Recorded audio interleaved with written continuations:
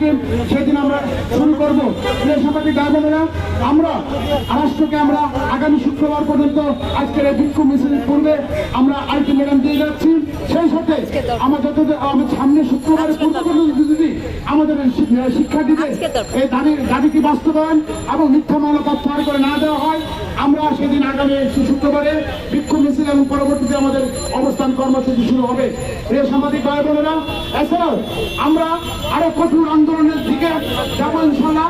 আগামী 8 তারিখে আমরা একটা বিশাল শিক্ষার্থী সমাবেশ ঢাকা বিশ্ববিদ্যালয় রাজীব ভাস্কর্যে বাংলাদেশে ডেকেছি। প্রিয় সাংবাদিক ভাই বোনেরা, আগামীকাল থেকে অর্থাৎ রবিবারে বাংলাদেশের বিভিন্ন বিভাগগুলোতে বিক্ষোভ এবং মানববন্ধন শুরু হবে।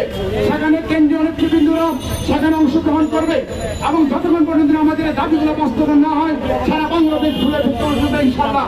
এবং সারা বাংলাদেশে বিক্ষোভ মিছিল, মানববন্ধন এবং জেলা প্রশাসক বরাবর স্মারকলিপি প্রদান অব্যাহত থাকবে।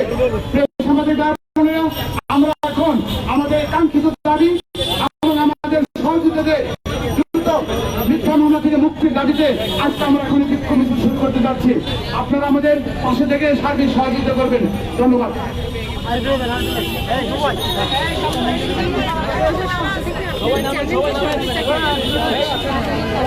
যারা আশেপাশে আছেন আপনাদেরকে উন্নত আহ্বান জানাবো, অনুরোধ করবো, হাতে ধরবো, পা ধরবো, মিছিলে আসে অংশগ্রহণ করুন। সবাই একসাথে। আপনারা এখানে 35-এর জন্য এসেছেন, বসে থাকার জন্য আসেন নাই। প্লিজ আপনাদেরকে অনুরোধ করবো, আপনাদেরকে রিকোয়েস্ট করবো।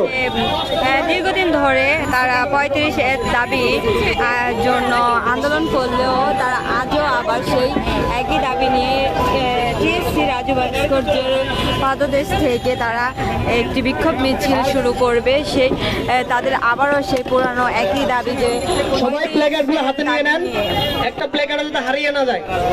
সবাই হাতে প্লেকার্ডগুলো নিয়ে নেন। চাকরির দাবি আমরা সামনে আসি, সারিবদ্ধভাবে দাঁড়িয়ে যাই। চাই বুদ্ধি স্থায়ীভাবে বৃদ্ধি চায় এবং আন্তর্জাতিকভাবে মানদণ্ড অনুযায়ী 35 যেন চাকরির জন্য একসাথে স্লোগান হবে।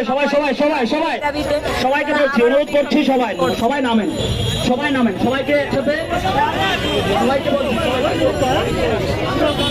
তারা বলছে যে 35 হচ্ছে তাদের প্রাণের দাবি। একটি শিক্ষার্থী কখনো 30 সেন্টিমিটারকে থাকতে পারে না। তাদের এই দাবি নিয়ে তারা মাননীয় প্রধানমন্ত্রীর কাছে তারা একটি দাবি চাচ্ছে যে তাদের সাথে কথা তারা যেন প্রধানমন্ত্রীর সাথে কথা বলতে পারে, যেন একটি শিক্ষার্থী যেন 30-এর পরে থেমে না থেকে 35 পর্যন্ত তারা একটি দাবি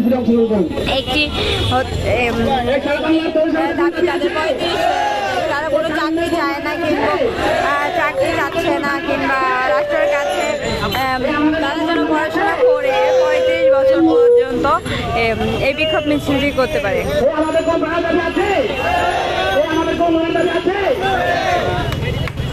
আমি আপনাদেরকে আমাদের আজকের মিটিংটি সাংবাদিকদের রাজীব ভাস্কর্যের বাতিল থেকে শুরু হয়ে শাহবাগ প্রদক্ষিণ করে আমরা তারপর নিচের মূল প্রদক্ষিণ করে এবং আমরা বিশ্বপত্র প্রদক্ষিণ করে পুনরায় ঢাকা বিশ্ববিদ্যালয় রাজীব ভাস্কর্যে এসে আমরা পরবর্তী কর্মসূচি ঘোষণা করবো। ধন্যবাদ।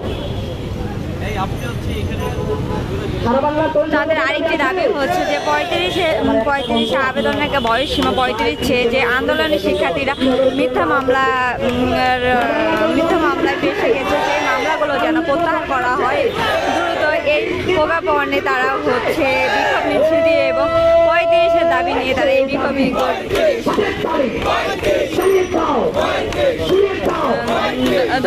দীর্ঘদিন ধরে তাদের এই দাবি নিয়ে